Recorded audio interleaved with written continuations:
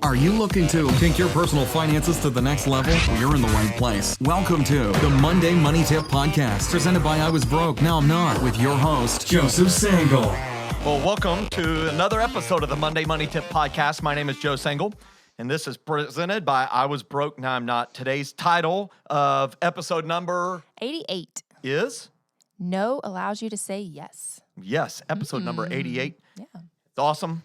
That was the number that Dale Earnhardt Jr. drove in NASCAR. Get fired up. There you go. Yeah. Daily tip. Yep, that's your daily reminder. That's awesome. Are you doing great on this Monday?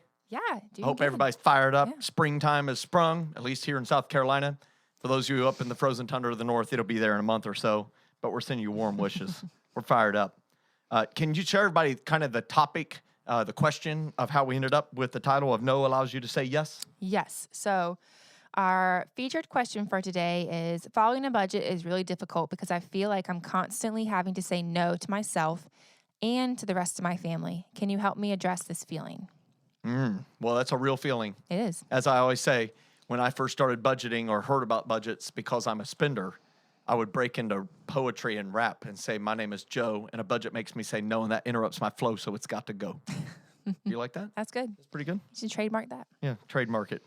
We should just trademark everything. It would be great. Let's tell everybody about our featured resource this month. Yes, we have a featured resource, and it is the Savings Challenge. So this month, featured resource is the Savings Challenge. Chances are pretty high that you're wasting some money each and every month. You probably already know it, and you probably feel it. Let's take care of it this month. In the Savings Challenge, we'll show you ways you can save money so you can better fund your dreams. If you want to save money in your budget and put more money in your dreams pocket, sign up today. You can just go to iwbnin.com/savings-challenge, and it's only $14. Yeah, that's awesome. And it's got lots of tips that will help you save at least $1,000 in your budget. Pretty much everybody who goes through it is able to save at least $1,000 in their spending and in their budget in a course of a year. So that's really awesome, and we're excited to offer that. I am fired up about this episode of the podcast and the right now relevant current money events section. Tell everybody about that great time. Let's go. Now it's time to get caught up with our current money events. This portion of the podcast is sponsored by the I Was Broke, Now I'm Not 0% balance transfer credit card page. On this page, you can see how transferring a high-interest credit card balance can help you gain serious traction towards debt freedom. For more information about today's current events relating to 0% balance transfer credit cards, be sure to visit the Next Steps 0% credit card page at iwbnin.com. That's awesome. Today, I'm going to talk about a right now relevant topic that is, as we're recording this, we're in the midst of it, and who knows what it'll be like when we release this on March 9th, which is just a short time from now. Yeah. But we're going to talk about the stock markets roiling and turmoiling. Do you like that? Bum, bum. The roiling and turmoiling current money event section. On February 24th, 2020, in response to coronavirus concerns, the Dow Jones Industrial Average dropped 1,031.61 points, 3.6%. On the next day, on February 25th, 2020, the Dow Jones Industrial Average dropped an additional 879 points, another 3%. On February 26th, February 26%. It dropped about 26%. It dropped another 1,000 points. In fact, it dropped over 3,500 points in the course of that week. So, what do? First, you suck your thumb and cry for mom and curl up in a corner and hide under chairs and cry that the world is over. Panic. You panic. Definitely what you should do. Definitely you don't catch coronavirus. I don't know how you prevent that. They say mask won't help and all that. Ugh. And such a terrible, disastrous thing, terrible. especially for people who don't have access to medical care. But let this be a clear reminder to all of you. Do not have money placed in investments unless you know you will not need it for at least 5 years. Yep. You know, Dave Ramsey has famously said that the only person hurt in a roller coaster ride is those who decide to unbuckle and jump off in the middle of the ride. That would be wild. And a lot of people jumped off in the middle of the ride. Yeah. And it caused the market to collapse. And it's because the market really despises two big things. Those two big things are change and lack of knowledge. And that leads to fear. The people who invest, it will chase them out. the ones that are investing short term, who do not have margin in their life and have invested money they need in the next 5 years, they run for the exits. And the only way they can get out is by selling it cheaply. And so you do not know when issues like this appear. As this one, it showed up out of nowhere in the middle of somewhere that most people listening to this podcast never knew existed on the planet. In the Wuhan province of China. Would not have known that name until coronavirus originated there. And so you do not know when issues will like this will appear, and in the short term, decimate your investment values. But here's what I want you to remember. You still own the same percentage of ownership of that company. You still have those shares of stock, those shares of those mutual funds, if you do not sell. Panic causes many people to make short-term decisions. And what causes panic? They need the money in the short term, and they have to liquidate it. So remember the 5-year rule we teach all the time here on the Monday Money Tip podcast. If you need the money in the next 5 years, you would be better off putting it in a mason jar, buried in the ground, 14 paces from the old oak tree. Just don't tell anybody where that oak tree is. It's far better than having invested in something that can drop in value like a rock in the short term, like the stock market. And that's it for today's current money event section. Anything you want to add to that? I was just going to say there's also, if the mason jar doesn't do it for you, there's also online banks That's that we right. recommend. That would be a great option if you need it in the next 5 years. Those two. Yes. You can create a bucket or a separate, it's not a separate account, but it We call them named sub-accounts. Sub-account. Yeah. Yes. Fancy smancy. And you have like 24 of them. We do. We have a lot of sub-accounts. So we don't love a know good what the limit sub-account. is, but we know 24 is not the number that they cap you out at on those online banks. So that's great. I encourage you to check that out. And I would just say, Joe Sangle has been investing heavily when the market turned down with money that I won't need for at least 5 years. Yeah. Okay, our success story today comes from Emory. And Emory says, my wife and I enjoyed your message this morning at church. We are fired up and can't wait until tonight's FLE. And that's our financial learning experience that we do at churches. We are debt-free except our mortgage and will have paid off in 2 years. There is a freedom or liberty of not being burdened by debt. I'm thankful God gave you the passion and mission to help others be good stewards of what God has blessed us with. Keep up your good work. God bless you. That's awesome. Yeah. Thank you, Emory. And I'm super excited for them. They're debt-free except for the mortgage, and that takes effort and It's energy. a big deal, yeah. And what I find is once you flip it, and if you go up the I was broke, now I'm not ladder in order, when you flip it, you flip the script, you don't have debt, you don't have the car payment and any of that stuff anymore, man, it's pretty good living. And it's hard to go back into debt. Right. So it's great. And 2 years, I bet it's going to be faster than that. Emory's going to be debt-free, including the house. Okay, so now let's get to our featured question. So just to remind you guys, it is, following a budget is really difficult because I feel like I'm constantly having to say no to myself and to the rest of my family. Can you help me address this feeling? Well, we're going to try our best to help him address this feeling. And first, I just want to say I totally understand this feeling. Like I have been there where, as I said on the outset, a budget makes me say no, and that interrupts my flow, so it's got to go. Yeah. And I'm a poet, and I know it. My feet show it. They're Longfellows. Get it? Is that terrible? It's horrible. It's terrible. But I really identify with this feeling. How about you? Yes, it's funny, Jordan and I were actually talking through this last night because I just wanted his thoughts. And so I completely understand. I feel like it's a tough spot to be in, or it can be a tough spot to be in, especially if you're having to say no to others, but especially having to say no to your kids, because I feel like sometimes it's hard for them to understand the benefit of it. And it's a great learning opportunity, but it's hard to teach a 2-year-old or a 4-year-old, why we're saying no. And for me, I hate disappointing people, and I want everyone to be happy and get along. And so I hate feeling like you're having to be the bad guy sometimes. But I feel like this is where it's so critical to be on the same page with your spouse. And the benefit of that, of you're both saying no, and how, if one of you's having to say no to the other one, it can be kind of challenging. But when you're both having on the same page, what a benefit that is. It makes it teamwork. Yeah. Teamwork makes the dream work. And it is a challenge to say no. And I find that this feeling really appears most profoundly when I'm journeying through the, quote, in the meantime type moments. Moving from one major financial goal accomplishment and now moving and working towards the next one. Right. Because I share this debt freedom date calculation at these live events, these financial learning experiences. And one of the things I notice in my example, and I try to point out to people, is many of these debt decisions to get a car, you can make that decision and be done with that decision in 1 or 2 hours. You can go to the car lot, get a new car, spend a year or more worth of income, and you have the debt really fast, pronto. But if you make the decision to get rid of that debt, most people, it's not a snap the fingers 1 or 2 hour thing. Right. In fact, in the example that I show with our debt freedom date, and it's also on our YouTube channel, it's the #1 watched video we've ever had about the debt snowball. It takes 16 months for that example for them to get their first debt paid off. And that's the in the meantime moment. Right. 16 months. It's easy when you're watching the example on a screen and you're in this live funny event. Oh, yeah, look, they're debt free on the first debt. But go live a year and 4 months of having to say no, of having to tell your kids no, telling yourself no.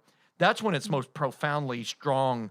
The urge is to quit, to give up, to give in. Right. And so here's what helps me stick to good financial decisions during those challenging in the meantime moments is I remind myself that saying no right now is not forever. And it allows me to say yes in the future to things that matter more to me. So like no now means yes later. And that is really helpful mentally to stick to the journey of what I know is a good decision. Right. But it's hard to stick with. Yeah. So podcast listener, let me ask you a question. You're driving the car today. You're sitting at work, getting ready to get started. It's Monday. Maybe you're listening to this on Tuesday. I know most people just can't wait till it releases.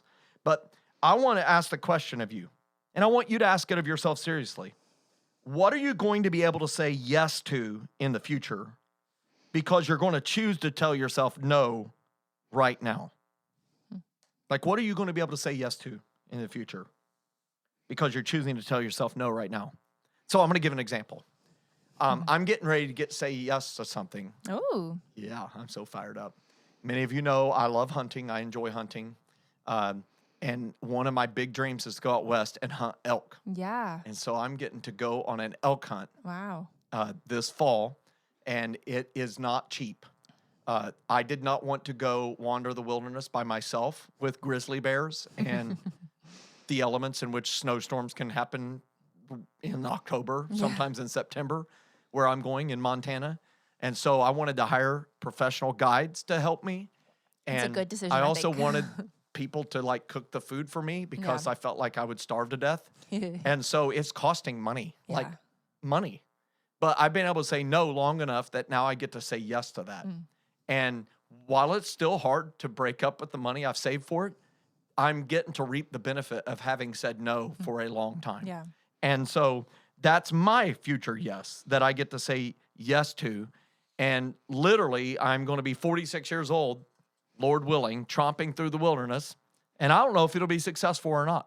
That's the beauty of hunting. You know, not guaranteed of success. But I am going to be successful at having an amazing, unforgettable experience. And so that's my future yes. Is somebody going with you?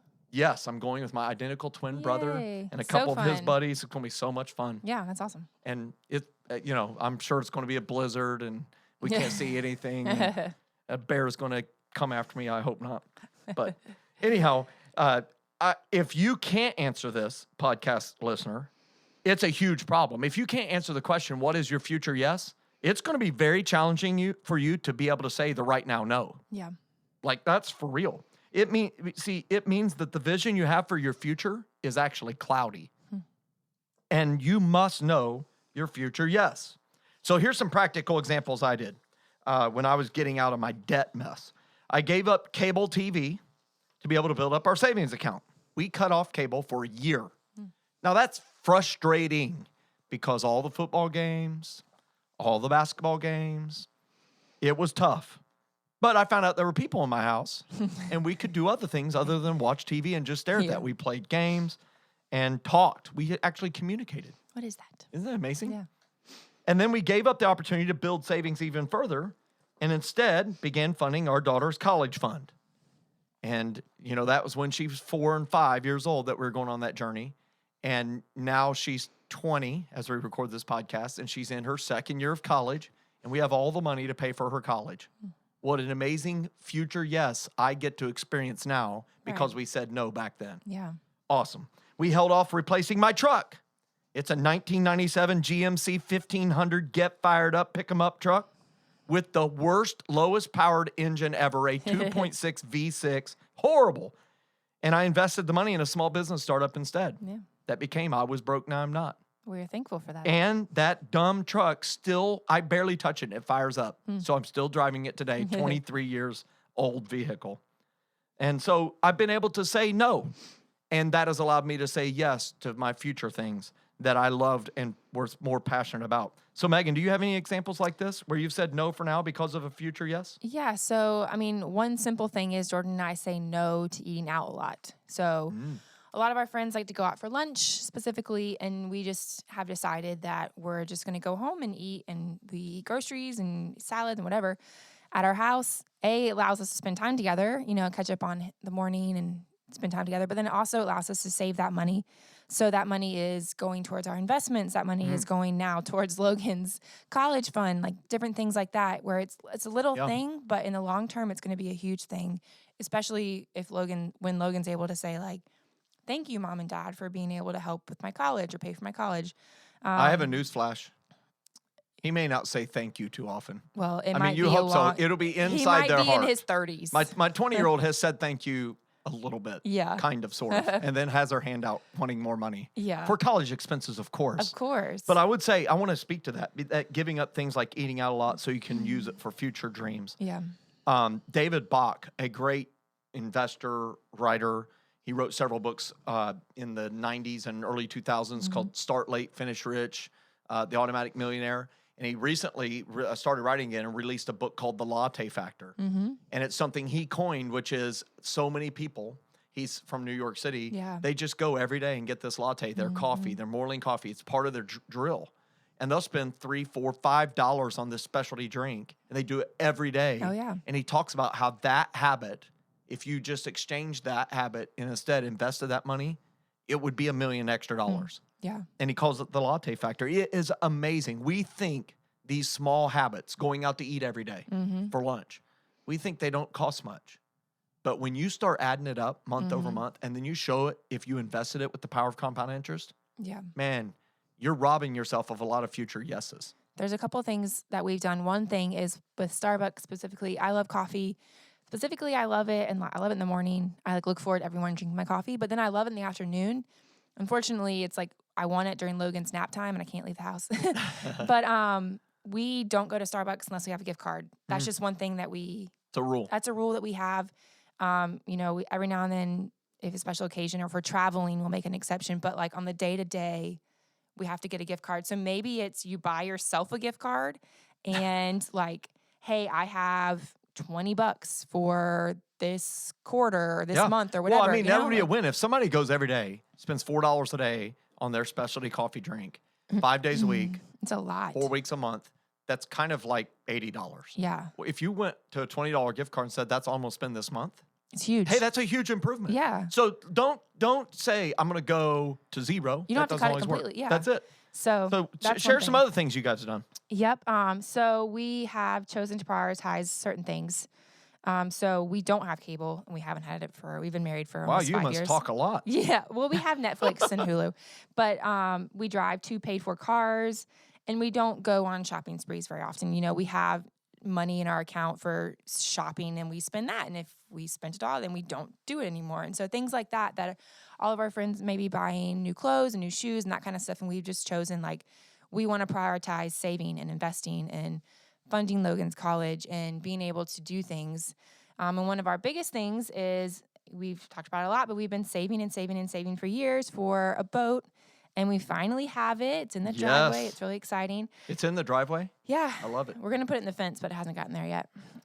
So in January, we were able to fund that dream, and we paid cash for it. It's 100% ours. The bank doesn't own it. Nobody else owns it. We own it. That's awesome. Because we said no to a lot of things, and we saved, and it had been a dream of ours for years and years. And it's not just, for us, it's not just about the boat. So for us, it's about the memories that we're going to make, the fun we're going to have, the friends we're going to have out there, the community we're going to build, because of this dream that we were able to fund. And so like we are so excited about it and the memories Logan's going to have growing up and that kind of stuff. So that's like a huge thing that we said no to a lot of things because we wanted to be able to say yes to not necessarily the boat, but to the memories and the fun that we were going to have on the boat. So, that's so great.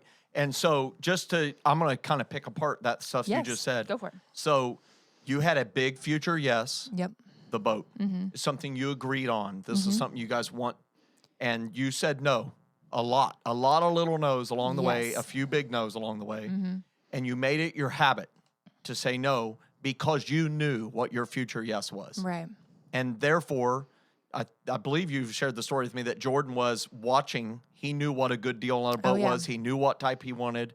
So he was waiting for the deal. Yes. And so when the deal, because deals will show up to those who are patient. When he saw it, he was ready and he was able to pounce on it like a puma. We did. So after a whole bunch of little no's, it's spelled Y-E-S. Yeah. Yes. And so I just encourage all of our listeners I encourage you today, think about what your future yeses are and what are the no's you need to say. And I want to speak specifically to a couple of groups of our listeners. One of them is those who've started late on their money journey. So you've got the kids and you feel like time is slipping through your hands, that you just won't have time to be able to say no right now. You just have to say yes because the kids are going to outgrow being able to go to Disney. They're going to be able to outgrow. And I just want to tell you that many of us have those same feelings of angst. Yeah. I just want to say to you, if you don't start saying no right now, you won't be able to say the future yeses. And you will stay stuck where you're at. So if you have a bigger yes that you want to say, you want to be able to one day say that big yes to, let that be the power to make a decision today saying, I know I've made some money mistakes, but I'm not going to allow my current circumstances to make me keep saying yes to things that I know will make me say no in the future to things that are more important. Because if you keep saying yes to all these little things, you won't be able to say yes to the big thing. Right. And so that's super important. The other group I want to talk to is those who are just getting started out in their money journey. Maybe you have you're just newlyweds or you're single. And I just want to help you understand that a lot of times you think, well, I don't have much income yet. I've got some student loan bills. I'm trying to get rid of those. That seems like a forever thing. This little bit that I say no to right now doesn't really matter. And I would tell you, pull up our monthly investment calculator again at the website and type in what $50 does over 50 years at 8% interest, at 12% interest. And I will just tell you, a little bit of seed goes a long ways, and especially if you start when you're young. And so I urge you, start now. And don't begrudge a season of small beginnings. When you're saying no right now and your friends are off doing all the other things that they do, just know this. That behavior for most of them is going to result in financial brokenness for a long time when you are going to be, hey, listen, you're going to blink and you're going to be in your 30s. Is that right? Yes. And then you'll blink again, you'll be 40. So stop blinking. And you'll be so glad you did this then. Yeah. So do right now what you'll look back on 10, 20 years from now and say, I'm so glad we made it our rhythm to say no then, because we're getting to say yes to crazy good stuff now because of it. Yeah, and you let us know what you're saying yes to in the future. I mean, you can let us know what you're saying no to now, but like specifically, we'd love to hear what your yes is in the future and the dream that you have. I think that would be the good question on Facebook when we release the episode. Yeah, that's great. So we have a quote for today that I found that I really love. Yeah. And so share it with them. If you don't sacrifice for what you want will become the sacrifice. Woo. Is that strong or what? That is strong. I'm going to say it again. If you don't sacrifice for what you want will become the sacrifice. That's good. That is so good. I found that. They couldn't give credit. They don't know where they heard it. Found it on the internet. And that is so good. That's exactly what we're talking about. Yeah. So do right now what you look back 10 and 20 years from now. Say, I'm so glad I did that back then, and recognize that your no's right now allow you to say yes to your future yes. All right. On our next episode, we're going to be talking about credit cards. So specifically, should you have a credit card? Most people have them, and Dave Ramsey, for one of examples, says that they're terrible to have. We'll share our thoughts in next week's episode. Yeah. Is that a cliffhanger or what? So maybe you want to have some fire nearby, some scissors nearby, or maybe not. We'll see. Tune in next week. If you like today's episode, please help us get this podcast to other people who could benefit. If you watch it on YouTube, click the subscribe button, hit that little bell there. It'll notify you and your friends that you're watching, and we will be notified as soon as the episode goes up. If you like us on the podcast platform you listen to, Stitcher, Apple Podcasts, Google Play, or anywhere else podcasts are found, and you leave a rating and a review, that would help other people find our podcast. And if you implemented one of our tips, share your success stories with us by emailing it to info@iwbnin.com or sharing it with us on Facebook or any of our social media platforms. Do you have any final words you'd like to share today? I think you nailed them. But just remember, you're saying no now so you can say yes later. So make sure you know your why as to why you're saying no now to say yes later. It's complex, but it's really simple. Yeah. Just say no, and you'll say yes later. Get fired up. Have a great Monday. Thanks so much for listening to this episode of the Monday Money Tip Podcast, presented by I Was Broke, Now I'm Not. If you enjoyed today's episode, please leave a review and subscribe. And for more great content and to stay up to date, visit iwbnin.com. We'll catch you next time.